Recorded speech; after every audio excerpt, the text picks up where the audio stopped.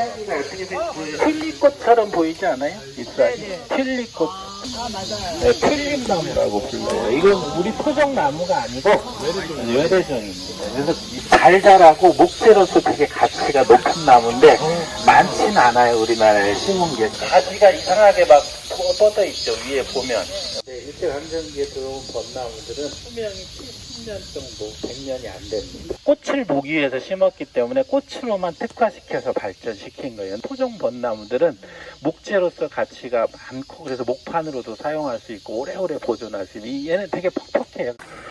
이거 많이 보셨을지 모르겠는데 이 나무 정원 이렇게 그 나무를 많이 담았죠. 해양목이라 그러는데 왜 해양목이라 그러냐면 지금은 이렇게 남북이 갈라져서 우리가 회양이라는 지명을 잘 모르잖아요. 그 지금 북쪽에 속하죠. 금강산 가는 게 회양이라는 곳이 있습니다. 회양에 많다고 해서 회양목이라는 이름을 했는데 봄에 꽃이 피면 향기가 엄청나게 강합니다. 꽃이 작으면 뭐라도 강해야 수정을 하잖아요. 그래서 향기가 강해요. 또 지금 보시면 요거 꽃 아세요? 달개비요. 네, 달개비. 모양을 보시면 수탉 모양처럼 보이지 않아요?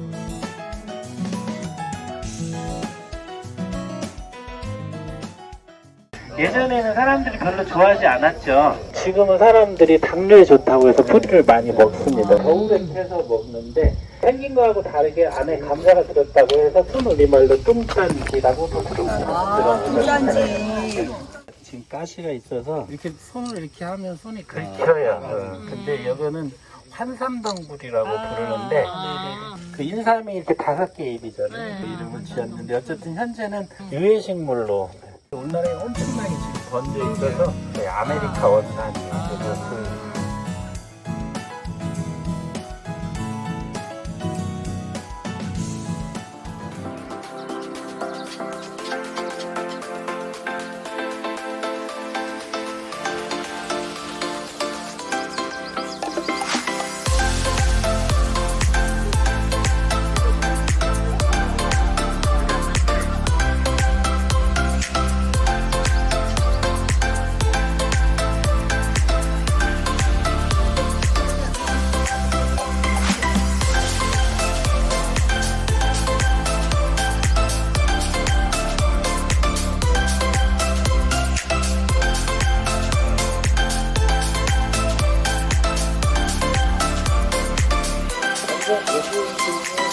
했던 김문기라는 분이 있어요. 김문기를 사육실로 넣을 거냐 안 넣을 거냐 갖고 70년대에 좀 논란이 있었습니다. 단종이 복위가 되고 영조 때 와서 이 사람들을 공신으로 다시 추앙을 하게 돼서 그때 좀 있다가 하게 되는 그 유적지도 생기게 되고 그렇습니다. 그래서 김문기도 사육실에 넣어야 된다 이런 일을 가지고 노량진의 사육신료 옆에 가묘로 김문기도도 만들고 뭐 어쨌든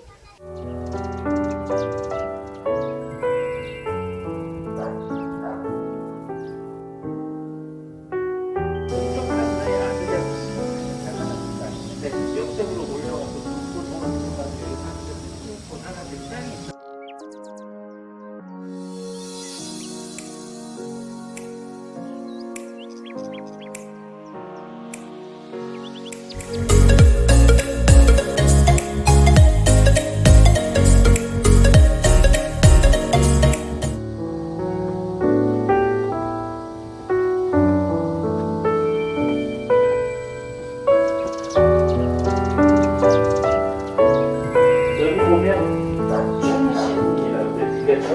정녀문인 겁니다. 왜 정녀문, 이게 문이잖아요. 그죠?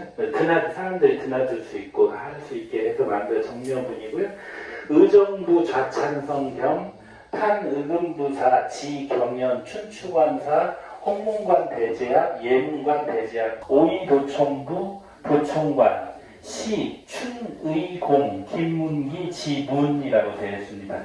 현재 사는 왕에게는 칭호를 이름을 부를 수 없기 때문에 주상이라고 불렀어요. 그래서 영조가 즉위한 지 7년 되는 해에 이 정문패를 받았다 이 얘기입니다. 영조 때 이렇게 표창을 받은 내용이 현재까지 남아 있는 겁니다. 이게 매우 중요했던 이유는 그 집안의 이렇게 대대로 물려받는 것이기도 하지만 또 한편으로는 병역도 면제를 받거나 이런 그다음에 또 그 마을에 이런 정령문을 내리면 그 마을에 부역을 면제해주기도 했습니다. 그래서 매우 중요했습니다. 이런 것들이. 그래서 보통 민간에서는 보통 쓰는 게 각 이하를 쓰죠. 그래서 무슨 대부분 다 이렇게 쓰고 누각 그러잖아요. 건물이 2층 건물이잖아요. 창덕궁 가면 주합루가 있고 그 다음에 그 밑에 각이 있죠. 그래서 위쪽을 누, 밑에를 각이라고 합니다. 그래서 누각이라고 부릅니다. 전에 사는 사람 밑이다 해서 전하 이거 붙이고 각에 사는 사람 밑이다 해서 각 그런 거죠. 그래서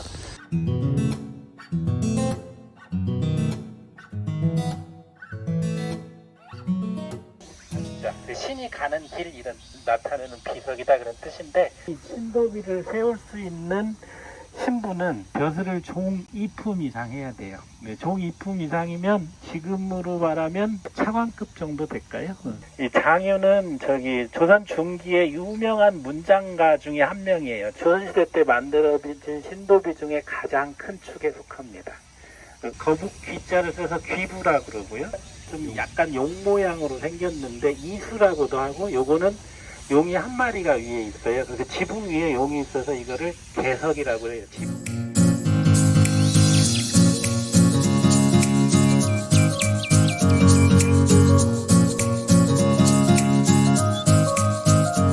누가 썼는지 다 나와 있는데요.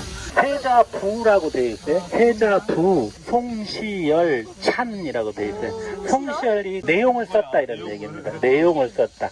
이 사람의 조상부터 사는 내력까지를 쭉 기록해 놓고 마지막에 이 사람을 찬양하는 걸 시로 새겨 놓습니다. 시였어요? 예, 시로 이제 이 사람의 일생을 찬양하는 시로 해서 그걸 명이라고 합니다.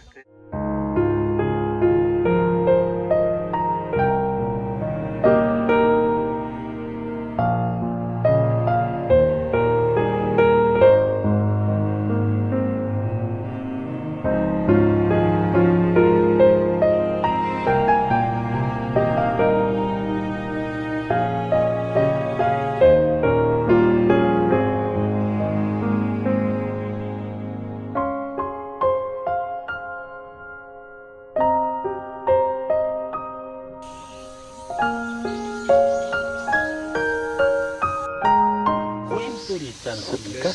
이 고임돌이 보면 지금 현재 태극 모양이잖아요. 그러면 이건 옛날 게 아니라는 얘기죠. 옛날에는 우주가 탄생하기 전에 천녀익은 카오스의 상태라고 얘기했어요. 음과 양이 카오스 상태로 헤어르치듯이 삼태극의 상태로 있다가 거기서 생명이 탄생한다고 봤어요. 혼과 백이 만나서 그랬다가 죽으면 혼은 하늘로 가고 백은 땅으로 흩어진다고 봤어요. 그래서 제사를 지낼 때는 어떻게 지냈냐면 먼저 술을 절하기 전에 술을 한 잔 해서 땅에다 따라요. 땅 대신에 모래 막 이런 거 향로 같은 거 해놓고 거기다 따르잖아요. 백을 불러오는 거예요. 향을 피우면 그 향을 따라서 혼이 온다고 믿었어요. 그러고 나면 이제 제사를 지냅니다. 제사를 지낼 때 초헌, 그 다음에 아헌, 종헌 이렇게 해서 제사를 지내고 끝내는데 어쨌든 그런 의미를 갖고 있습니다. 이 삼태극이다 이런 제사의 의미가 조선 전기까지는 시집가지 않았습니다. 장가 갔습니다. 조선 전기에 시집간단 말이 없었어요. 임진왜란 전까지는요 아들 딸 똑같이 나눠졌습니다. 큰아들이라고 더 나눠준 적 없습니다.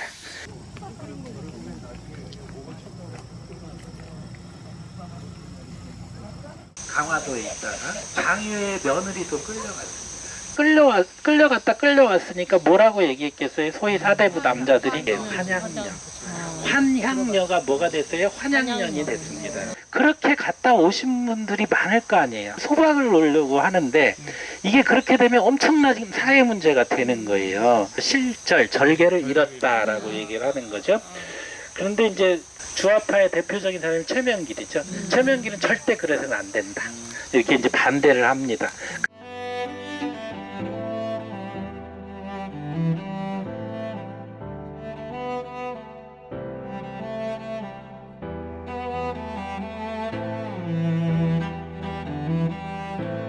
근데 장유가 그때 자기 아들과 며느리의 이혼을 상소를 합니다.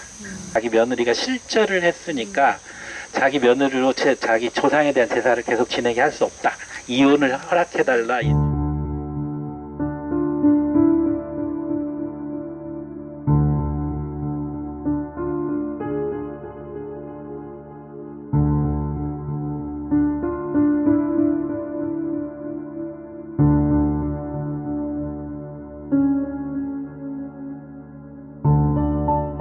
결국은 인조가 안 된다라고 반대를 합니다. 그래서 반대를 하면서 조건이 그렇게 됐어요. 잡혀갔다 오는 사람, 여인네들은 오기 전에 냇가에서 몸을 담그고 오면 깨끗한 걸로.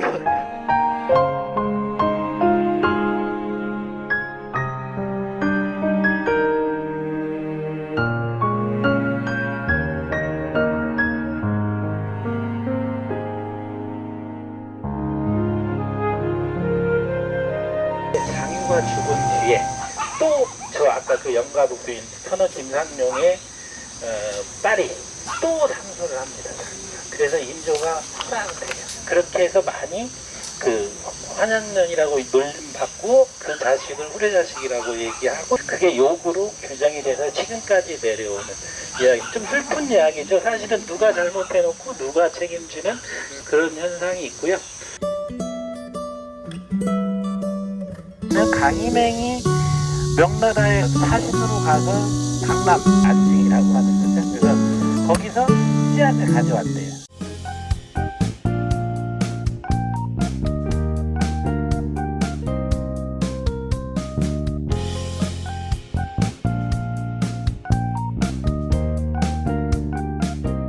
전통적인 우리 우주관이 원래 그 하늘은 둥글다고 생각했고 땅은 네모지다고 생각했어요. 그래서 연못을 조성할 때 이렇게 우주가 이렇게 생겼다고 생각하고 이렇게 관념적으로 모양을 조성을 한 거예요. 조선시대 때, 신라시대 때는 자연스럽게 이용해서 했고, 경주 안압지 같은 데 가보면 매우 모양이 곡선이고 자연스러운 데 비해서 이때는 아주 관념적으로 연못을 조성한 거예요.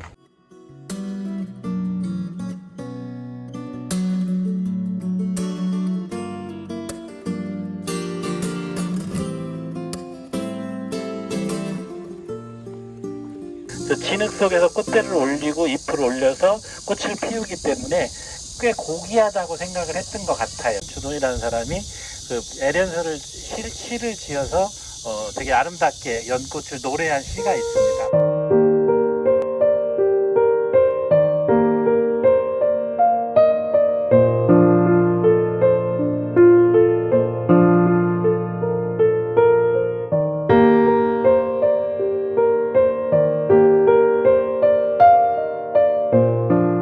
쪽으로 해서 이렇게 바다잖아요. 이렇게 이 안쪽. 그래서 이거를 호조벌이라고 불러요. 호조벌. 그러니까 호조가 재정을 담당했던 호조가 벌판을 만들었다. 저쪽에 입구를 제방으로 막았죠. 북으로 막았어요. 쑥이 있고 그 다음에 저 위쪽에다 호조 방죽을 만들어서 이거를 이제 그 논으로 간척을 해서 그 별을 생산을 했다 그러고요. 근데 지금의 모양이 만들어진 건 1960년대 말인가 그때 이제 완전히 경지 정리를 다시 해가지고 완전히 반듯반듯하게 만들었다고 하고요.